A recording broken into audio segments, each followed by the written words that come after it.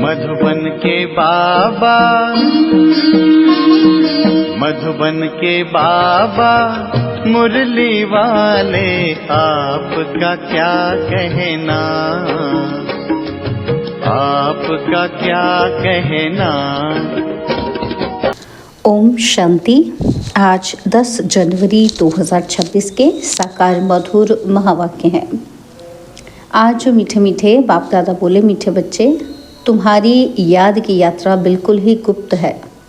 तुम बच्चे अभी मुक्ति धाम में जाने की यात्रा कर रहे हो। बाबा ने कहा, मीठे बच्चे, तुम्हारी याद की यात्रा बिल्कुल ही गुप्त है। तुम बच्चे अभी मुक्ति धाम में जाने की यात्रा कर रहे हो। बाबा ने आज प्रश्न पूछा कि स्थूल वतन वासी से सूक्ष्म वतनवासी फरिश्ता बनने का पुरुषार्थ क्या है। तो उत्तर में बाबा ने समझाया कि सूक्ष्म वतनवासी फरिश्ता बनना है तो रूहानी सर्विस में हड्डी हड्डी स्वाहा करो। बिना हड्डी स्वाहा किए फरिश्ता नहीं बन सकते, क्योंकि फरिश्ते बिगर हड्डी मांस के होते हैं। इस बेहद की सेवा में दधीति ऋषि की तरह हड्डी हड्डी लगानी है, तभी व्यक्त से अव्यक्त बनेंगे। मुरली का गीत है, धीरज धर मनवा धीरज, सुख के दिन आए रे आए। ओम शांति। बच्चों को इस गीत से इशारा मिला। क्या इशारा मिला? कि धीरज धरो। बच्चे जानते हैं कि हम श्रीमत पर पुरुषार्थ कर रहे हैं और जानते हैं कि हम इस गुप्त योग की यात्रा पर हैं। यह यात्रा अपने समय पर पूरी होनी है। मुख्य है ही यह यात्रा, जिसको तुम्हारे सिवाय और कोई भी नहीं जानते हैं। यात्रा पर जाना है ज़रूर, और ले जाने वाला पंडा भी चाहिए। इसका नाम ही रखा हुआ है पांडव सेना। अब यात्रा पर हैं, स्थूल लड़ाई की तो कोई बात ही नहीं है। हर एक बात गुप्त है। यात्रा भी बड़ी गुप्त है, शास्त्रों में भी है। बाप कहते हैं, मुझे याद करो तो मेरे पास आकर पहुँचेंगे। यह यात्रा तो हुई ना। बाप सब शास्त्रों का सार बताते हैं, प्रैक्टिकल में एक्ट में ले आते हैं। हम आत्माओं को यात्रा पर जाना है अपने निर्वाण धाम। विचार करो तो समझ सकते हैं। यह है मुक्ति धाम की सच्ची यात्रा। सब चाहते हैं कि हम मुक्ति धाम में जाएं। यह यात्रा करने के लिए कोई मुक्ति धाम का रास्ता बताए, परंतु बाप तो अपने समय पर आप ही आते हैं, जिस समय को कोई नहीं जानते हैं। बाप आकर समझाते हैं तो बच्चों को निश्चय होता है कि बरोबर यह सच्ची यात्रा है जो गाई हुई है। भगवान ने यह यात्रा सिखाई थी। मन मना भव मध्याजी भव, यह अक्षर भी तुम्हारे काम के बहुत हैं। सिर्फ किसने कहा? ये भूल कर दी है। कहते हैं, देह सहित देह के संबंधों को भूल जाओ। इनको भी देह है, किनको? ब्रह्मा बाबा को। इनको भी समझाने वाला दूसरा है, जिसको अपनी देह नहीं है। वह बाप है विचित्र। उनका कोई चित्र नहीं है, और तो सबके चित्र हैं। सारी दुनिया चित्रशाला है। विचित्र और चित्र अर्थात जीव और आत्मा का यह मनुष्य स्वरूप बना हुआ है, तो वह बाप है विचित्र। समझाते हैं कि मुझे इस चित्र का आधार लेना पड़ता है। बरोबर शास्त्रों में है कि भगवान ने कहा था कि जबकि महाभारत लड़ाई भी लगी थी, राजयोग सिखाते थे, ज़रूर राजाई स्थापन हुई थी। अभी तो राजाई है ही नहीं। राजयोग भगवान ने सिखाया था नई दुनिया के लिए, क्योंकि विनाश सामने खड़ा था। समझाया जाता है कि ऐसा हुआ था जबकि स्वर्ग की स्थापना हुई थी। वह लक्ष्मी नारायण का राज्य स्थापन हुआ था।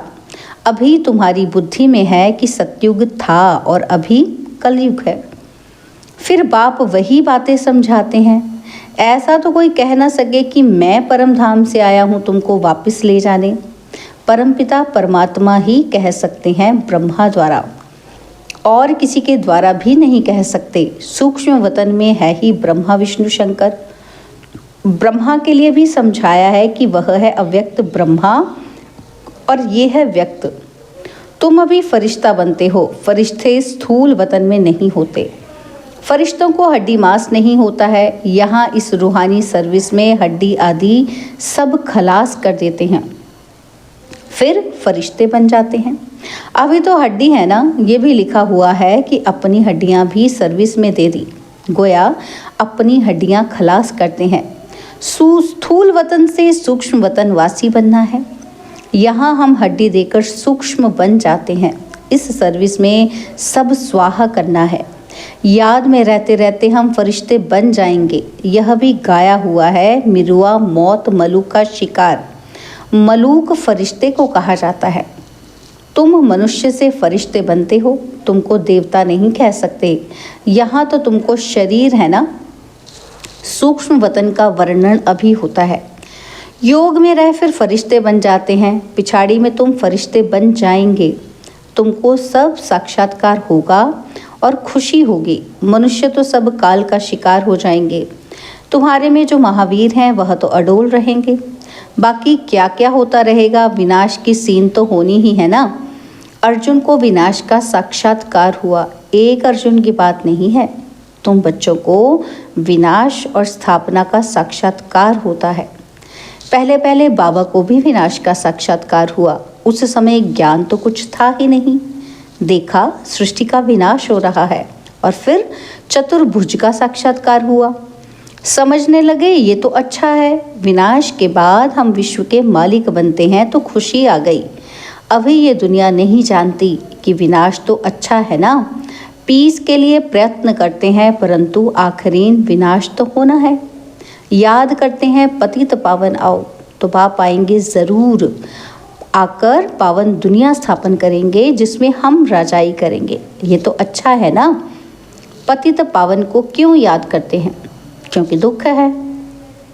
पावन दुनिया में देवताएं हैं और पतित दुनिया में तो देवताओं के पैर आ नहीं सकते। तो ज़रूर पतित दुनिया का विनाश होना चाहिए। गाया भी हुआ है कि महाविनाश हुआ, उसके बाद क्या होता है? एक धर्म की स्थापना। सो तो ऐसे ही होगी ना। यहाँ से राजयोग सीखेंगे, विनाश होगा, बाकी भारत में कौन बचेगा?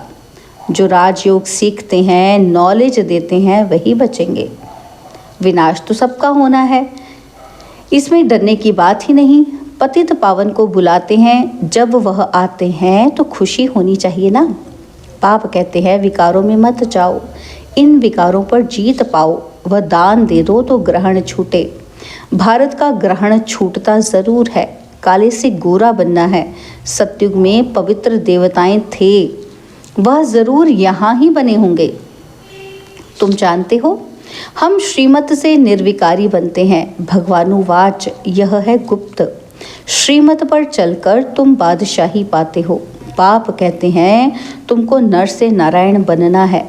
सेकंड में राजाई मिल सकती है। शुरू में बच्चियां 4-5 दिन भी बैकुंठ में जाकर रहती थी। शिव बाबा आकर बच्चों को बैकुंठ का भी साक्षात्कार कराते थे। देवताएं आते थे, कितना मान शान से। तो बच्चों को दिल अंदर लगता है बरोबर गुप्त वेश में आने वाला बाप हमको समझा रहे हैं। ब्रह्मा तन में आते हैं, ब्रह्मा का तन तो यहाँ चाहिए ना। प्रजापिता ब्रह्मा द्वारा स्थापना। बाबा ने समझाया है कि कोई भी आते हैं तो उनसे पूछो कि किसके पास आते हो? बीके के पास। अच्छा, ब्रह्मा का नाम कभी सुना है? प्रजापिता तो है ना, हम सब उनके आकर बने हैं। ज़रूर आगे भी बने थे। ब्रह्मा द्वारा स्थापना तो साथ में ब्राह्मण भी चाहिए। बाप ब्रह्मा द्वारा किसको समझाते हैं? शूद्रों को तो नहीं समझाएंगे। यह है ब्रह्मा मुख वंशावली ब्राह्मण। शिव बाबा ने ब्रह्मा द्वारा हमको अपना बनाया है। ब्रह्मा कुमार कुमारियाँ कितने ढेर हैं, कितने सेंटर्स हैं, सब में ब्रह्मा कुमारियाँ पढ़ाती हैं। यहाँ हमको दादे का वर्षा मिलता है। भगवानुवाच तुमको राजयोग सिखाता हूँ। वह निराकार होने के कारण इनके शरीर का आधार लेकर हमको नॉलेज सुनाते हैं। प्रजापिता के तो सब बच्चे होंगे ना। हम हैं प्रजापिता, ब्रह्मा कुमार कुमारियाँ। शिव बाबा है दादा, उन्होंने एडॉप्ट किया है।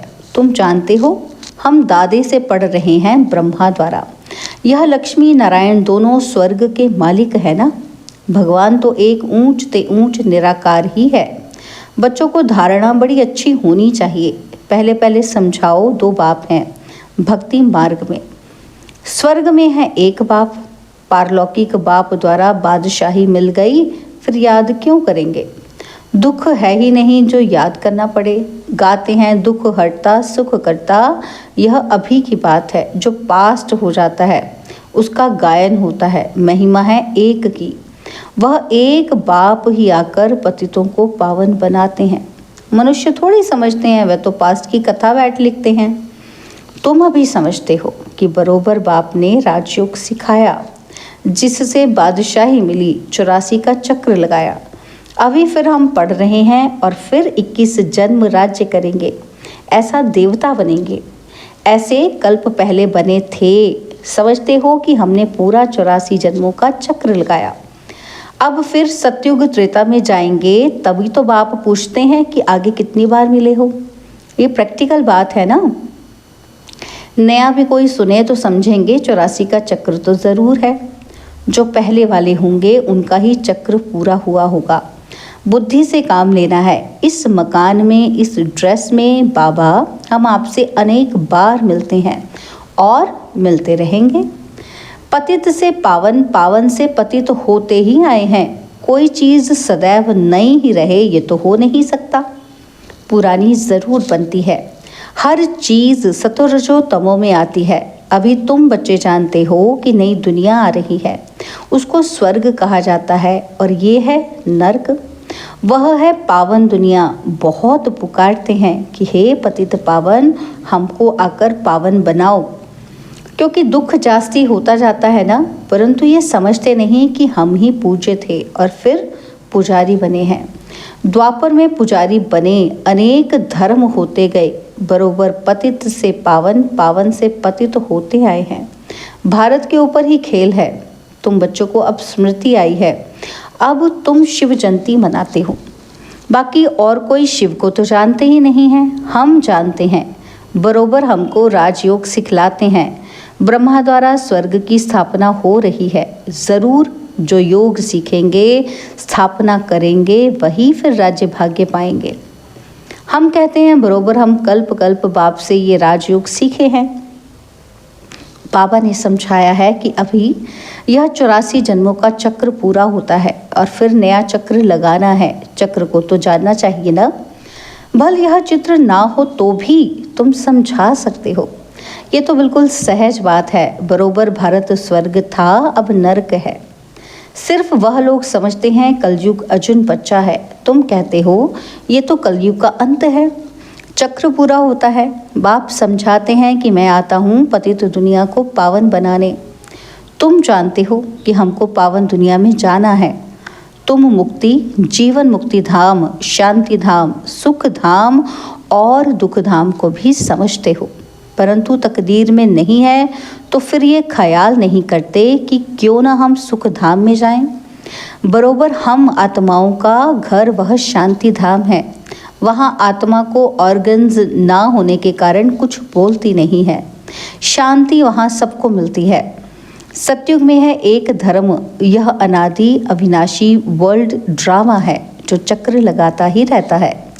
आत्मा कभी विनाश नहीं होती है। शांति धाम में भी थोड़ा समय ठहरना ही पड़े। यह बहुत समझ की बातें हैं। कलयुग है दुख धाम। कितने अनेक धर्म हैं, कितना हंगामा है। जब बिल्कुल दुख धाम होता है तब ही बाप आते हैं। दुख धाम के बाद है फुल सुख धाम। शांति धाम से हम आते हैं सुख धाम में और फिर दुख धाम बनता है। सतयुग में संपूर्ण निर्विकारी और यहाँ है संपूर्ण विकारी। यह समझाना तो बहुत सहज है ना, हिम्मत चाहिए। कहीं भी जाकर समझाओ। यह भी लिखा हुआ है कि हनुमान सत्संग में पीछे जुतियों में जाकर बैठता था। तो महावीर जो होंगे वह कहीं भी जाकर युक्ति से सुनेंगे, देखेंगे कि क्या बोलते हैं। और तुम ड्रेस बदलकर कहीं भी जा सकते हो उनका कल्याण करने। तो बाबा भी गुप्त वेश में तुम्हारा कल्याण कर रहे हैं ना। तो मंदिरों में कहीं भी निमंत्रण मिलता है तो जाकर समझाना है। दिन प्रतिदिन तुम होशियार होते जाते हो। सबको बाप का परिचय तो देना ही है, ट्रायल करनी होती है। यह तो गाया हुआ है, पिछाड़ी में सन्यासी राजाएं आदि आए। राजा जनक को सेकंड में जीवन मुक्ति मिली और फिर जाकर त्रेता में अर्जुन अनुजनक बना। अच्छा, मीठे मीठे सिकिलदे बच्चों प्रति माता पिता बाप दादा का याद प्यार और गुड मॉर्निंग। रूहानी बाप की रूहानी बच्चों को नमस्ते। हम रूहानी बच्चों की रूहानी बाप दादाजी को दिलवा जान सिकवा प्रेम से नमस्ते। ओम शांति। प्यारे बाबा, मीठे बाबा, मेरे बाबा, शुक्रिया बाबा, शुक्रिया बाबा, शुक्रिया। धारणा के लिए मुख्य सार है। पहला पॉइंट है, अंतिम विनाश की सीन देखने के लिए अपनी स्थिति महावीर जैसी निर्भय अडोल बनानी है। गुप्त याद की यात्रा में रहना है। और सेकंड है, अव्यक्त वतनवासी फरिश्ता बनने के लिए बेहद सेवा में दधीति ऋषि की तरह अपनी हड्डी हड्डी स्वाहा करनी है। बाबा ने आज हमें वरदान दिया, पहली श्रीमत पर विशेष अटेंशन दे, फाउंडेशन को मजबूत बनाने वाले सहज योगी भव। पहली श्रीमत पर विशेष अटेंशन दे, फाउंडेशन को मजबूत बनाने वाले सहज योगी भव। बाप दादा की नंबर 1 श्रीमत है कि अपने को आत्मा समझकर बाप को याद करो। यदि आत्मा के बजाय अपने को साधारण शरीरधारी समझते हो तो याद टिक नहीं सकती। वैसे भी कोई दो चीज़ों को जब जोड़ा जाता है तो पहले समान बनाते हैं। ऐसे ही आत्मा समझकर याद करो तो याद सहज हो जाएगी। यह श्रीमत ही मुख्य फाउंडेशन है। इस बात पर बार बार अटेंशन दो तो सहज योगी बन जाएंगे। स्लोगन है, कर्म आत्मा का दर्शन कराने वाला दर्पण है, इसलिए कर्म द्वारा शक्ति स्वरूप को प्रत्यक्ष करो। कर्म आत्मा का दर्शन कराने वाला दर्पण है, इसलिए कर्म द्वारा शक्ति स्वरूप को प्रत्यक्ष करो।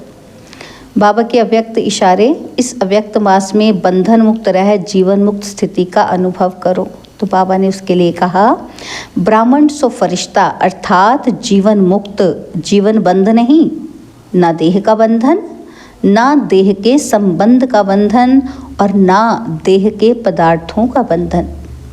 अगर अपनी देह का लगाव खत्म किया तो देह के संबंध और पदार्थ का बंधन आप ही खत्म हो जाएगा। ऐसे नहीं कि कोशिश करेंगे। कोशिश शब्द ही सिद्ध करता है कि पुरानी दुनिया की कशिश है, इसलिए कोशिश शब्द समाप्त करो, देह भान को छोड़ो। अच्छा, ओम शांति। और अब यह एक बहुत अच्छी वीडियो भी जरूर देखें।